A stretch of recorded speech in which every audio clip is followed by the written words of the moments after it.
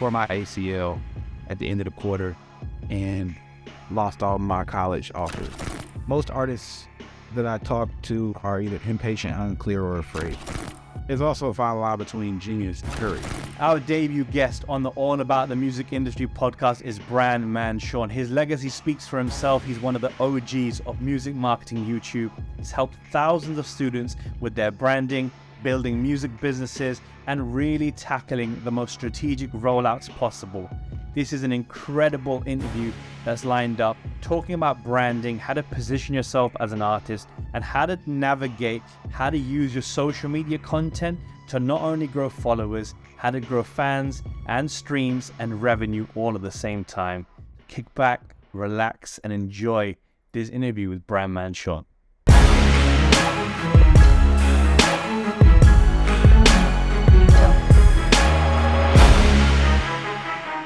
Like, if there's an artist who is not happy with the brand that they've built or hasn't built a brand altogether, how would you summarize that into a nice compact sentence? Be like, what a brand is for a musician?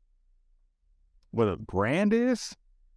I mean, to me, the brand is just no different than your reputation. It's just the perception that other people have of you. And so you have this idea of, I see myself, right? Other people see me. I can't see what they see. They can't see what I see. Your goal is to get in between that, intercept it, create a perception, right? Control that perception between what they see and what you see of yourself. And that process is branding. And because no matter what, your brand will be inaccurate. I think that's fascinating. How you see yourself, that's internal, but what you put out externally also has a factor in how other people perceive it. So you see yourself as a mogul, but the output that you're creating might not be representing that. So other people can only judge you by what they see, right?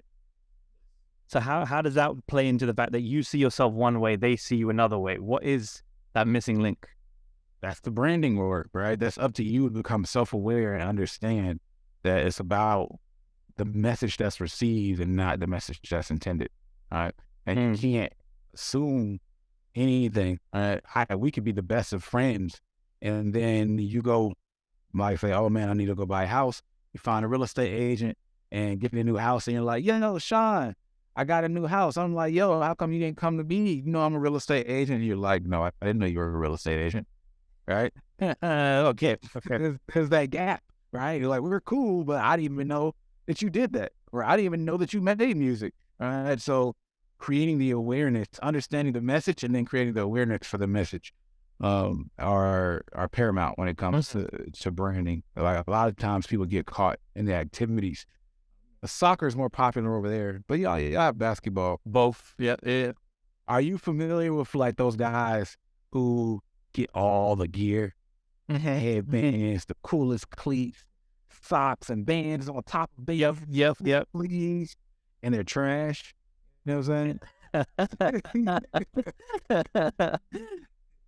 That's what a lot of people do when it comes to branding. A lot of times, right? They get so caught in the minutia and let me do X, Y, and Z. But then overall, the brand is unknown, right? It's trash because no one even knows the brand. And they see how they see you, but all these little things that you put in place, you didn't make sure those things get seen, or let alone you do all these things in your music is bad, which still amounts to trash, right? So it's the catch-22. There are really activities that need to take place for branding, but it's something that you don't want to get caught up in overthinking to the point that it impedes on doing the work that you need to do elsewhere. That's so clutch, man, because I think you really hit the nail on the head there. You said reputation is one thing, output is another, and then visual branding kind of creeps in there. And I think a lot of people struggle with visual branding. You mentioned the sports guys with all the gear and no idea. Your brand doesn't have to be perfect when you begin. I think of all the corporations that have evolved their logo 15 times over the years. And I think, my opinion, is better to start and improve as you go along than wait till it's perfect before starting. Would you kind of agree with that sort of mindset? Yeah. because your improvements are far more accurate than where you can start, right? Because it's based off of real world feedback, right? Like you don't know how you're going to react in a situation. You don't know how a customer or a fan will perceive things. So you're just now basing things off of real world feedback versus I'm going to mastermind everything and then shoot it in the dark and hopefully everything's right. So that's definitely a big key of it. And for me, branding, like it's hard not to see branding. Everything is branding for me when it comes to just a holistic process of things. Because let's just think of a product. Do you have product? Starbucks. Think Starbucks, for example. You think Starbucks, you immediately think packaging, logo, colors, that kind of thing. Good example then. So you got Starbucks, right? And then you have marketing Starbucks, whether that's a commercial, whether that's a referral, because you saw somebody else with the cup and you're like, what is that place? Or your friend said, let's go to this place. But then you have branding. Where does branding start? Where does branding end? Where does marketing really start? Where does it end? Right? Like product can be confined a little bit more, but for me, it all goes into user experience, right? The quality of your marketing is a part of the experience, which is a part of the brand. The product itself, that experience, is a part of how people receive your brand. Oh, snap. When I go to Starbucks, their coffee is always super hot and it burns my tongue. Maybe I don't have time for that. Like maybe I'll go to a place that has their coffee in a better temperature, right? Or they have, their coffee's not the best, but man, they have these other types of coffee beverages, caffeine-based beverages that are really, really delicious. And that's what I want to go for. And oh man, they have this environment that I could fit in and really experience. So now sometimes I'm not just longing for the coffee-based products themselves. I'm longing for the experience. And sometimes I'm not even at a Starbucks, but when I take that sip, I feel like I'm there. All right, but how all those things work together, how, like this is a really cool ad versus this is a horrible ad. Ooh, this is a really clean restaurant versus, there's a horrible restaurant. Oh, that's a really nice cashier versus that's the horrible cashier. Ooh, the product is actually cool and I want some more of it and it's tasty versus it's bad. Every single touch point is branding, and you have to think about yourself that way as an artist, because that literally what it is. Everything can turn somebody on or off. That's fire. Okay, so let me just unpack that a little bit. So translating it back into a musician's world, would you say that something like the cover art is branding and then the social post, the marketing, is that where you kind of differentiate and draw the line? So you're reminded of the brand when you're attracted by the marketing. Is that kind of how you'd see it? Yes, right. Again, there's that fine line, but yes, the marketing is just the awareness aspect of it. The branding is the experience aspect of it. All right. So I feel like a lot of musicians maybe they have a warmed up brand that they haven't fully developed, but their marketing sucks. I think a lot of people, the signpost of how they direct people to their product is a broken mechanic, where they're just shouting product out now, product available for pre-save, product available to listen to, and everyone's going, but why should I? I think the signposting, I feel, is broken for most musicians. And that's when we get into those intricacies, back to the fine line of marketing and branding. Oh, so the product out now, my senior year of high school, I broke my leg the year before, but I was excited to play the first game because I was back and I was a starter. And then I had a great game up until the first half, where I tore my ACL at the end of the quarter and lost all my college offers. Yeah. Now I put that how I felt in a song. You know what I'm saying? Yeah. Now, yes, I just took you on the story, and that was a real story. That is me, but I gave you a reason to check this out, right? And with that, you experience something about me, you feel something about me, you can relate in some way or some sort of form of fashion. So there's a branding that's happening within this marketing at the same time. It's how you communicate it. It's whether I say dude, bro, bruh, homie, I can say all those things to you and they mean the same thing, but you'll determine me a different type of person by saying those words. I think obviously that's something we've had long conversations like narratives and storytelling and bringing that through. I think you're so right because people are hesitant to tell the story because they're thinking more on an outcome-based marketing. They want people for views, for comments, for clicks, for whatever. They want the result rather than the medium of the journey, I think. And that's where a lot of people miss it out, you know? They miss it. Yeah, that's the irony because it doesn't bring the better result. To me, I think of it as impatience or laziness oftentimes, and I get it, right? But it's because it's a lot of work. It's like, hey, let's really put some intention and creative energy into this ad. The creative of what it is. Let's really put some creative energy into what I write, into the caption of the ad. Let's really put some creative energy in the songs. Let's really put creative energy into the video. That's a lot, right? So I get it. But when you put that approach, that's when you get somebody that people respect artistically, like the Pharrell, right? That's what people get when they look at somebody like Kanye. People give them that association. You look at Apple, right? People can sense when there was attention to detail. It's weird. It's the weirdest thing in the world, man. Like design seems abstract and ineffective, but you feel design. Feel when you're in a house where the floor is a little, diagonal and a little creaky versus, man, people thought about what they were doing, when they built this thing. You could feel it for whatever reason. And that's why it's so hard for people to measure. And what branding is, it feels abstract and hard, and people don't understand how you can become an expert at it.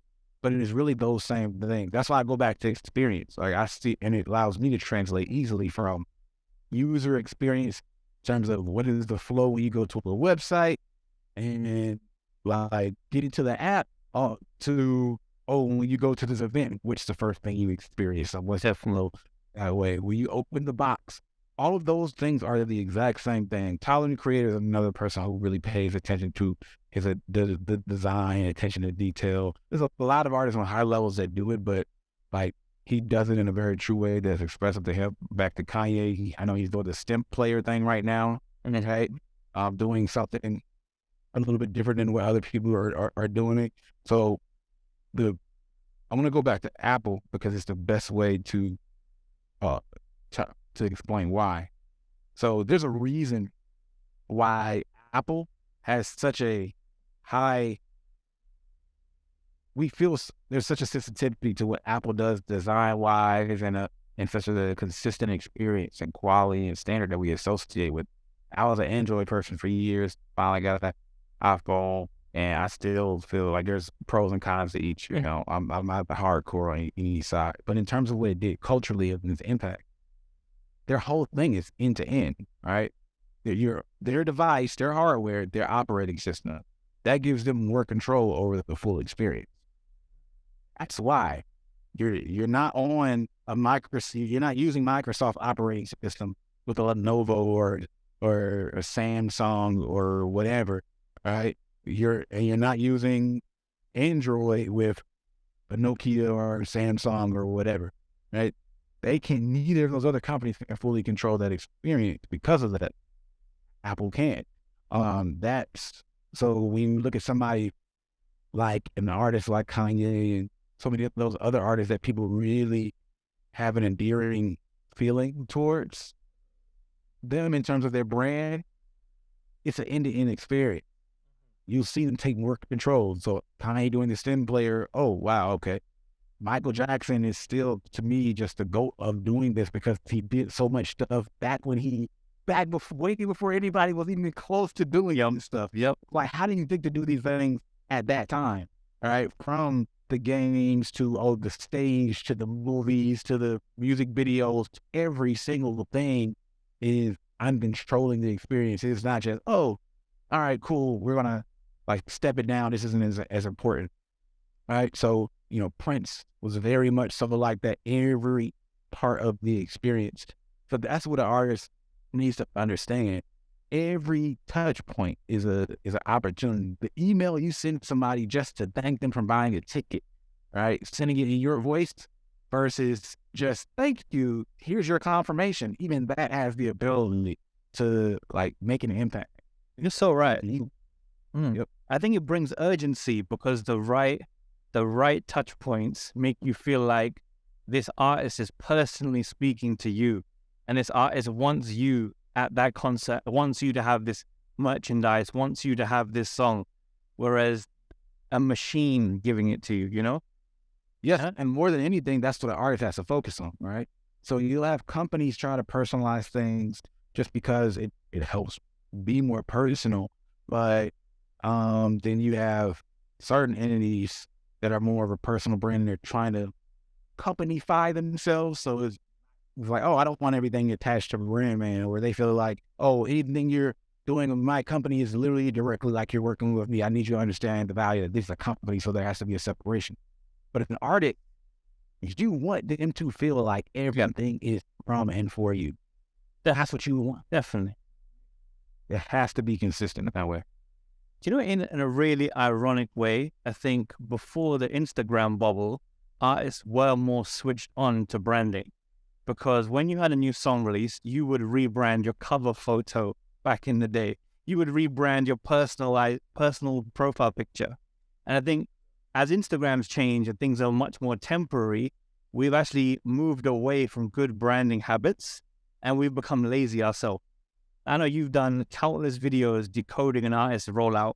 You've like analyzed things like on TikTok on Cardi B no longer being remembered as a stripper and now being known as a reality TV star and a music artist. Like, of course I do.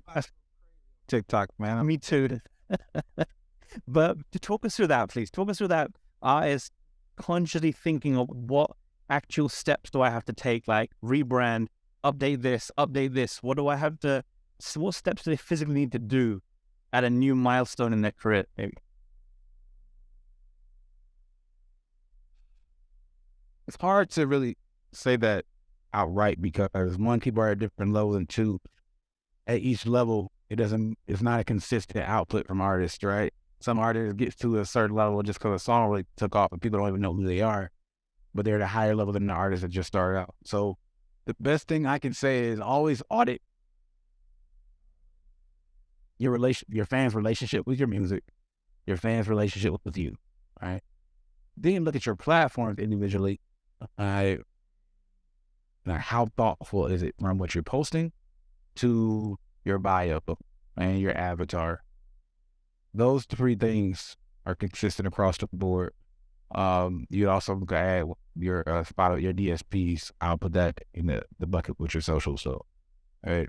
So once you look at those, now understand what message do you want to communicate going forward. All right. What vibe, feeling, aesthetic, all that stuff, right? Like production. So sonically, what do you want to communicate? Like if I want to go more of an eerie vibe, right? Then and I want to be like more early weekend, then all right, things might need to feel a little darker, less friendly, and sonically need to feel a little less friendly. And that goes into how it's mixed and mastered, right? So I can create this world, this space that might be a little surreal or a little Sin City-ish.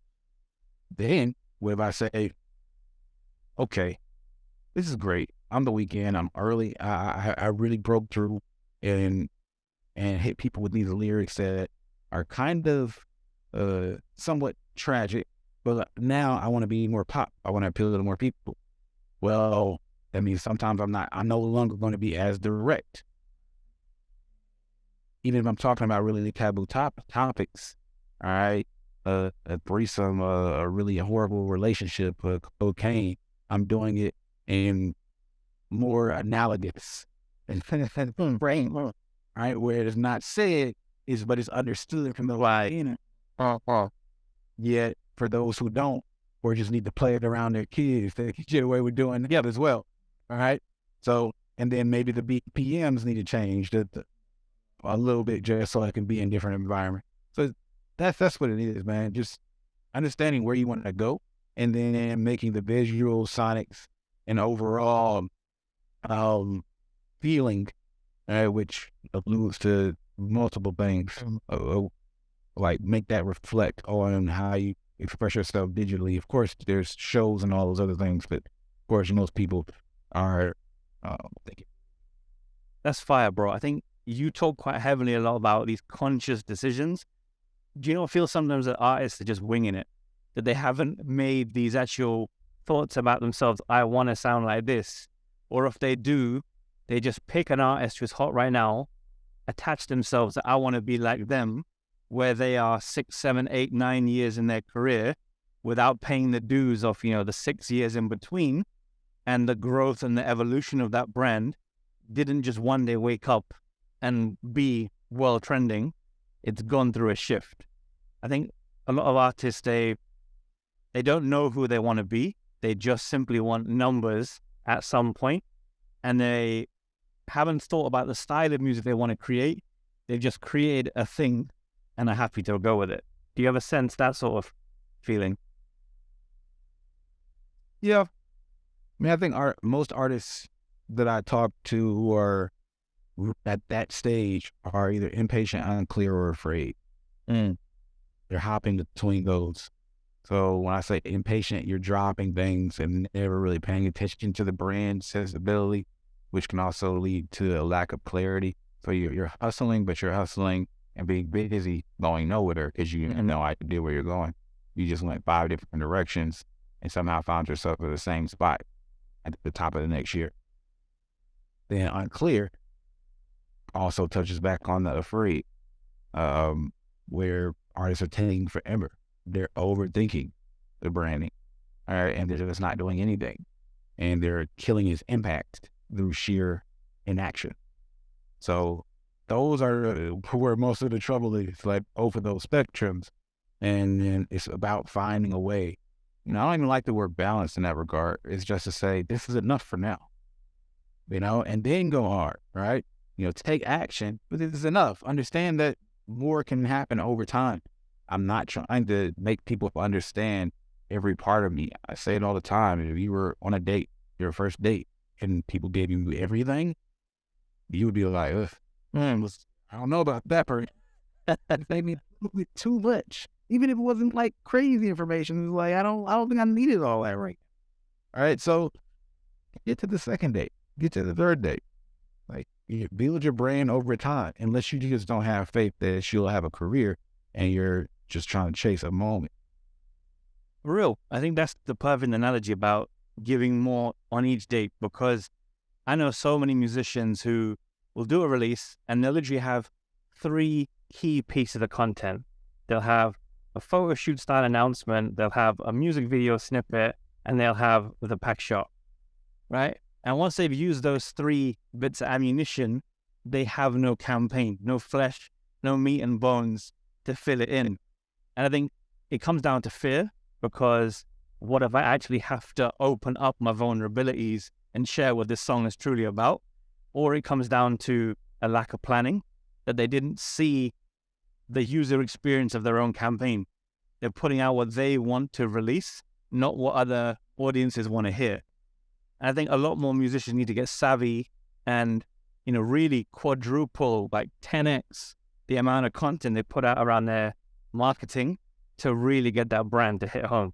My thoughts. Yeah, most people, honestly, I would just say go crazy with the action, even without direction and branding. Because if you build the muscle, all right, then we can go to step 2. Now, how do we reel this in and construct a clean message? Most people struggle more with action in the first place, the proper level of action in the first place, than complete, like, just pour out, like, overaction and not enough direction. So I would definitely say do that, because I get tired of hearing release a picture, all right, release one BTS and release one teaser or something like that, and think that that's going to do anything. That's busy work, right? That's a starting point, right? That clear references.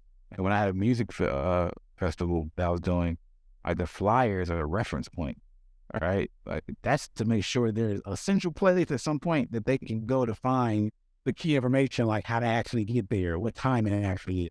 But the marketing is so much more than that. Some things might not even include the time of the day or the website. It might be the brand name or the energy, right? There's so many other aspects to your music, right? I'm assuming that there's a story to go to it or an environment it fits in. Paint that picture, right? Fully agree, bro.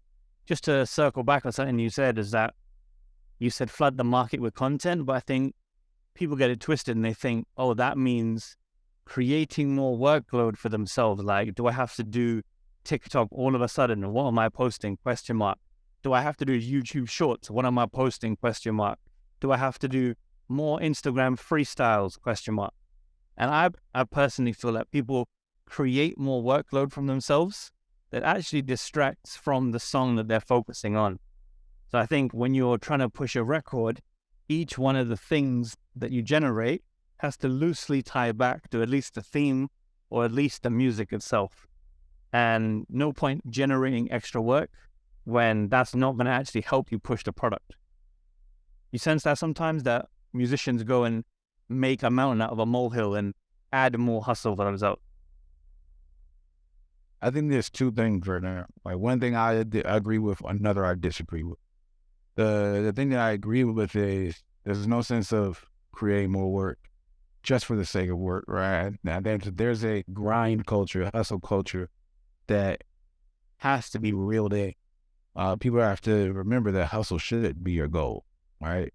Hustle is a vehicle to get to your goal, right? But so many people fall in love with the hustle and forget that you cannot go anywhere, right? That goes back to busy going nowhere fast, right? So don't just get a lot of stuff to post to feel accomplished. But getting a dopamine rush from the wrong actions is dangerous, right? Because eventually you get tired, you get fatigued, and you say, you know what? I'm just gonna work this regular job. I don't need to be an artist. You know, or I'm tired of it, or it doesn't work out, or the industry's wrong. It's like, no, you were doing the wrong things the whole time. You tired yourself out. So don't get caught in the hustle itself, or make sure it is guided and you're doing things that have a concerted goal.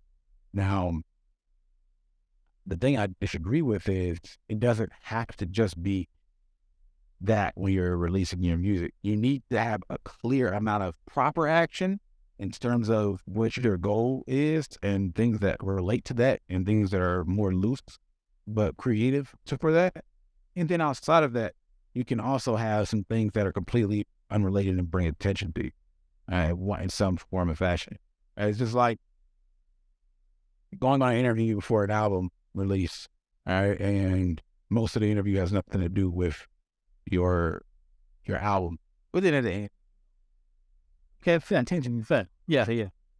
So on my page, I might have brought a lot of attention to these other things that are going on, but then they also see the rest of my stuff. So I think two things always have to happen, but you don't necessarily do them completely targeted, right? One, you have to do the activities that are necessary to push your project, that are just like the mechanics of it that have to happen, along with creative things around it. But then two, you want to entertain.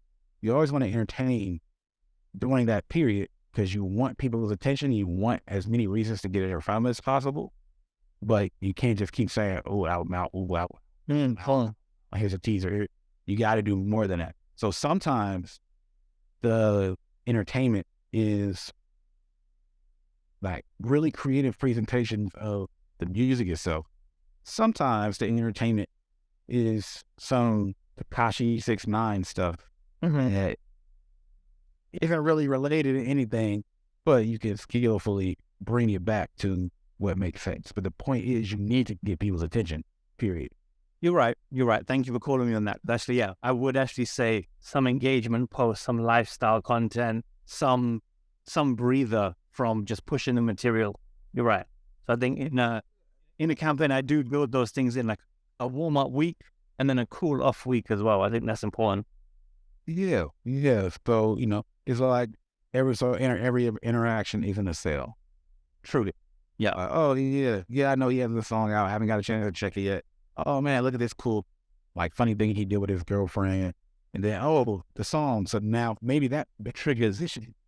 You never know. But And what that's going to mean for everybody at different points is going to look different. But entertaining, thinking that I need to be at my maximum entertainment value during your release is really the key. There's a reason why you might have an artist or an actor that you're not really thinking about right now, but then like 2 months from now, they're about to drop a movie, and next thing you know, you start seeing them on all these interviews. You start seeing them do all these like cool, funny things on social media, these collabs, and they're doing hot ones, interviews, or they're popping up with Gary Vee or some random artist you never expected them to see. All that stuff starts to happen out of nowhere because we need your attention in as many ways as possible, and it's time to reel you in to like, it's the funnel. It's the website. Awareness, consideration, whatever, like we're trying to guide you to. No, but I actually think like Kanye is the biggest example that he will say or do anything it takes a month before music is coming.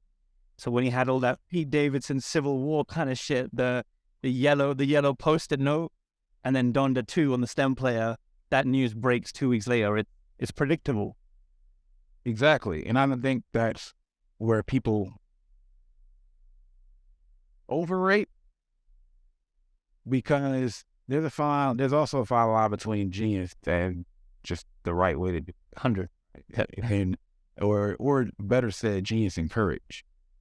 All right. And courage can often be perceived as genius because fewer people are willing to do it. All right. The thing that he does, which is no different than a Donald Trump and many other characters, no different than even Tekashi or whatever, and a lot of characters when we get into that realm, is they're willing to take the heat that a lot of people aren't willing to take. But they're textbook marketing thing, for sure. But a lot of people just don't want to have to deal with the backlash. That's courage.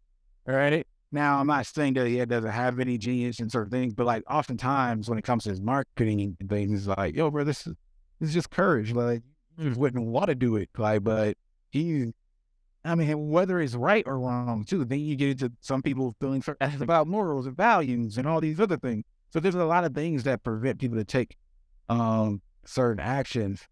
But if you are by any means necessary, I'm going to get his attention, there's a lot of things that you can do. And when very few people do it, some people might call you. I couldn't agree more, bro. I think it's that time. What are you willing to say that does not offend or puts the spotlight on you in the right, positive way, like without jeopardizing your integrity at the same time? Is doing what it takes to push the record of the brand. Most people either compromise integrity. Right? Above that, I don't care if I offend anybody. So there's a level above that. Like some people don't, because then you just always, especially as you get to a certain level, it's hard to do that at the very beginning, right? You need a certain mass awareness, so you can always find the people who are going to be offended and the other people who are going to be offended that the offended people were offended, and they'll endear themselves to you one way or another. And once you have a certain level of attention, you almost can't lose, right? In that type of game, or if you're so honed in on a certain audience, there's literally the idea of offending other audiences because it's going to endear me to this. You're a politician. You sound like a politician, but it's true. It's true. It is, man. It just is, right? Like, I really should have hired some politicians or some people like that, but we'll see. We'll see, but it's really just understanding human behavior and the realities of it. And once you get to a certain level, it becomes easier to deal with because, and I think that's when you start to see people do things that are more offensive or have less care about certain things that are offensive. Because the problem is, we have a certain level of awareness, even when you're trying your damnedest not to be offensive, you're going to offend somebody. Like, so it's like, why walk on eggshells? I'm when someone's going to be hurt regardless, right? And that's when people start loosening up and experimenting a little bit more. Bro, I think that might be the perfect place to leave this. I think we've talked so much about like building a brand. We've talked about how much to evolve the brand, how to distinguish between branding and marketing. I think people need to stay connected to you. Where can they find you across all the socials? Feel free to plug anything you want to plug. Please. Man, Shad on Instagram, Brand, MAN. John is SEAN. You go there, I'll find you. All right, whatever you need to learn about, you'll get hit with an ad, you'll get hit with whatever, right? I will find you. So don't look for me. Just go to my page and I'll find you. You're a champion. That's some real marketing. Don't find me, I'll find you. No, bro, that's amazing. Thank you so much for being debut guest. Thank you you teach me a thing or two every time we conversate. And I think that's the mark of a real business friendship, is that we just sponge off each other all the time. And I love that. I love it, man. I appreciate you for having me on once again.